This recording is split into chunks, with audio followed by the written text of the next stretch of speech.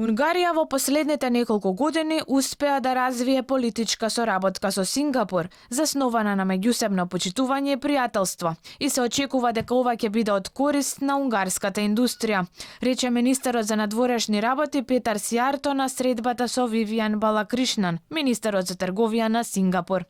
Унгарија и Сингапур се поддржуваат едни со други во меѓународните организации, што е уште поважно како отворени економии, поддржуваат и договори за слободна трговија и фер глобално тргување. Сијарто додаде дека ова им служи и на интересите на унгарската економија, истакнувајќи дека Сингапур се смета за трета најотворена економија во светот, додека Унгарија е на 12-то место.